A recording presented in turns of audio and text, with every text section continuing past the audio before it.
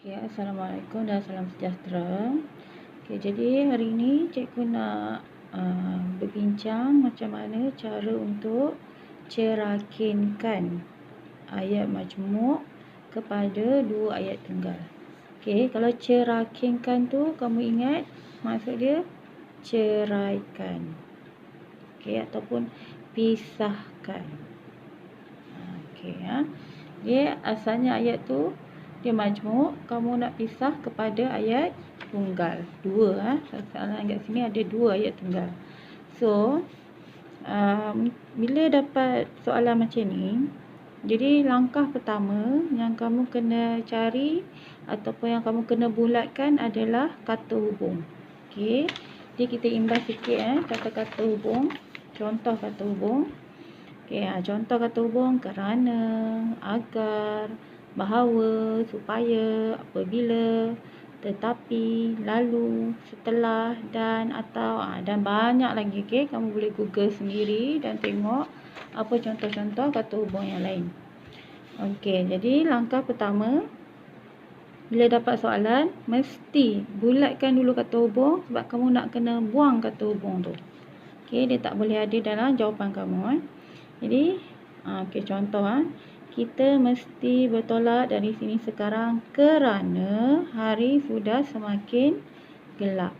Jadi kita dah jumpa kata hubung. Okey, kata hubung ni nanti kita nak kena buang dia. Okey. Jadi kata hubung ni pun boleh membantu kita untuk pisahkan dua ayat tu. Okey, jadi kerana kat sini jadi ayat pertama selalunya sebelum. Kita mesti bertolak dari sini sekarang. So ini ayat pertama. Ayat kedua, hari sudah semakin gelap.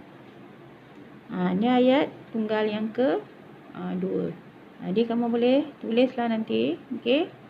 Selalunya bila periksa dia akan bagi satu soalan, lepas tu dia tinggalkan dua ruang kosong, ayat pertama, ayat kedua. Jadi kamu tulis saja nanti, okey. Okey, seterusnya, Encik Kamarul bukan ayah kandung Suzy, tetapi ayah saudara Suzy. Okey, contoh tetapi. Tetapi adalah kata hubung. Jadi ayat pertama, Encik Kamarul bukan ayah kandung Suzy. Ini ayat pertama, ayat tunggal pertama. Ayat tunggal kedua, ayah saudara Suzy. Kalau jawab ini saja kira salah lah. Sebab kita kena tanya, siapa ayah saudara Suzy tu? Encik Kamarul. Kalau kamu jawab ini saja kira salah. Kamu mesti letak Encik Kamarul. Siapa? Jadi kamu boleh tulis macam ni. So ayat pertama dah ada. Okey, kamu boleh balik saja di sini. Ayat kedua, Encik Kamarul ayah saudara Suzy. Okey, seterusnya kita tengok contoh. Ambil pendek-pendek sikit lah. Okey, ni Okey, saya yakin bahawa saya berjaya dalam pertandingan pidato itu. So, kata hubung bahawa. Okey, so ini adalah ayat pertama, saya yakin. Okey, ayat tunggal kedua, saya berjaya dalam pertandingan pidato itu. Ini ayat nombor 2. Okey. Ini nombor 11. Abang bangun lalu menutup tingkap biliknya. Okey, kata hubung lalu. Okey, jadi ayat pertama, abang bangun. Okey. Menutup tingkap biliknya. Tu dah nampak sangat tergantung kan? Jadi yang kedua tu, yang kedua kamu mesti tulis. Ayat pertama tak apalah, abang bangun. Okey. Yang kedua kamu kena tulis abang menutup tingkap biliknya. Okey, kalau tak letak abang ni maksudnya tergantunglah ayat tu kira salah pula nanti. Okey, seterusnya. Ni. Ibu membeli ikan dan sayur di pasar. Okey, kalau ada dan tu kamu kena tengok perkataan sebelum dengan selepas dia. Okey, maknanya kamu kena silih ganti. Guna satu-satu. Sebab ini ayat majmuk, dia guna dua serentak kan yang ni. Jadi kamu kena bergilir-gilir guna perkataan sebelum dan selepas dan tu. Okey, kamu kena cuba jaya juga macam kat sini cikgu dah tulis. Ibu membeli ikan di pasar.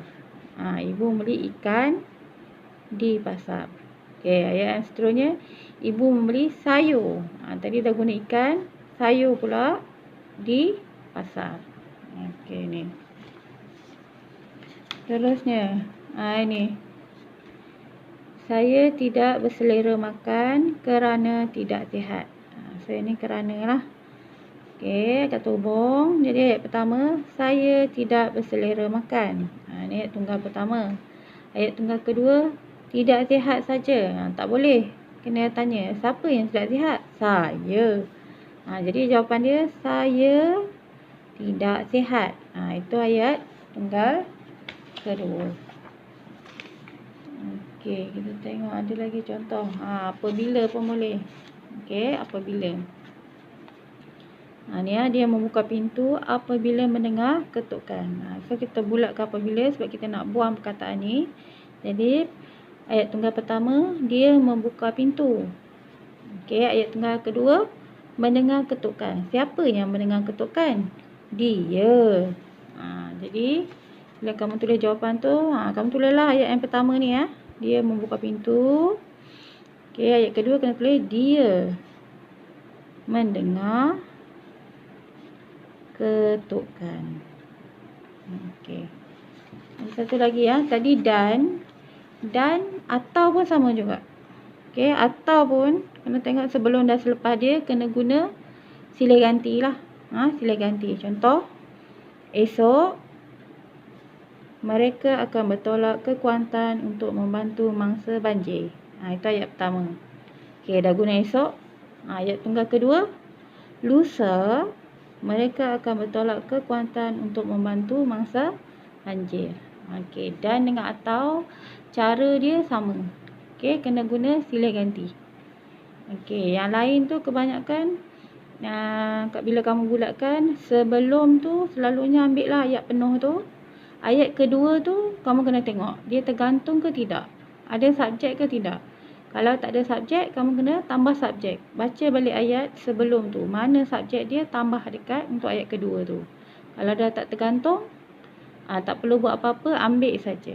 Okey, harap ini dapat membantu kamu mencerakinkan ayat majmuk kepada dua ayat tunggal. Okey, terima kasih.